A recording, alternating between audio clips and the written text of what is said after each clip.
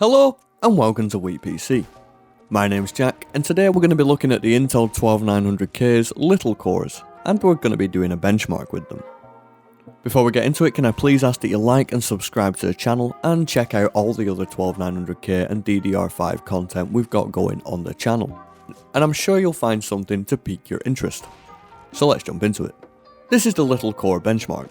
So Atom cores are the little part of the LITTLE.big technology implemented into the 12900K. And these little cores have the sole purpose of conserving energy with their lower clock speed and their lower TDP. So let's see how they perform. If you want to know more about the LITTLE.big technology, I went into more detail on the big core benchmark and the little core versus big core benchmark video. So go and check that out if you feel so inclined. Onto the benchmark then. Bear in mind the 12900K only allows 15 of the 16 big logical processors to be disabled, so we are left with a single performance core doing all the heavy lifting. So control them. Does pretty decently in this case, with average of 127, 1% of 97 and 0.1% of 49.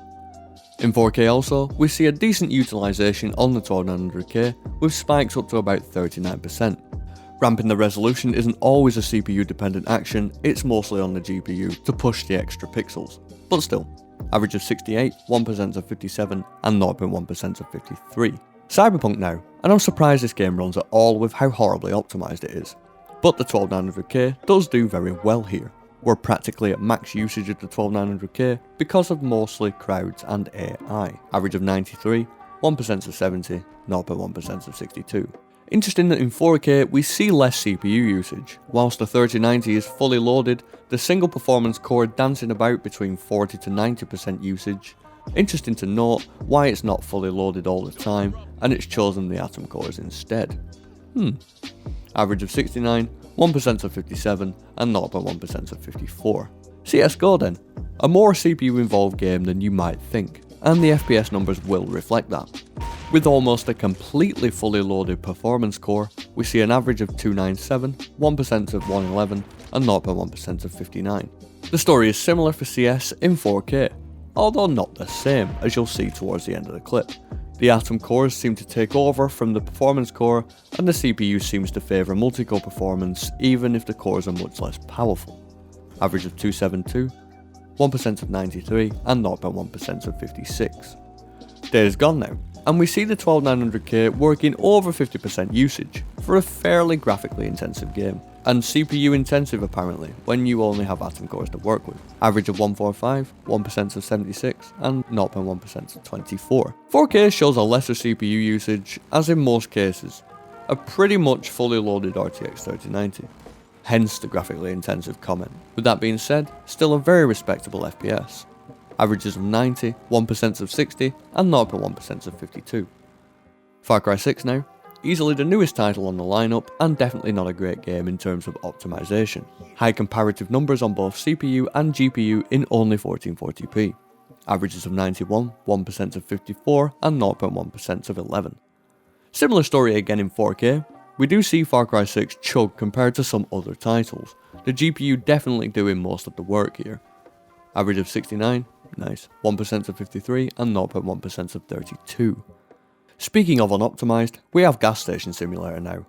And with pretty much a fully loaded 3090, even in 1440p, it's easy to see why.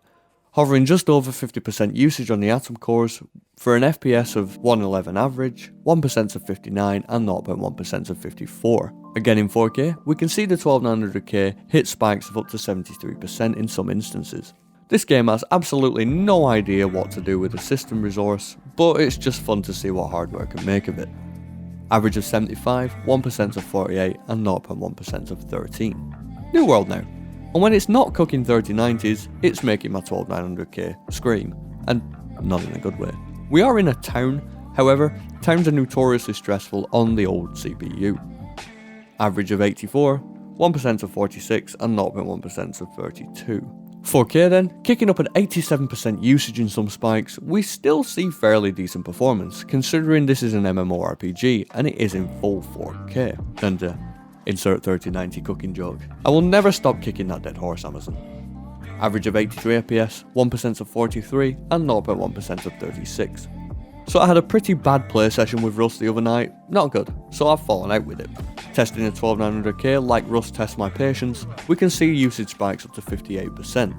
In 1440p the numbers are average of 73, 1% of 15, 0.1% of 6.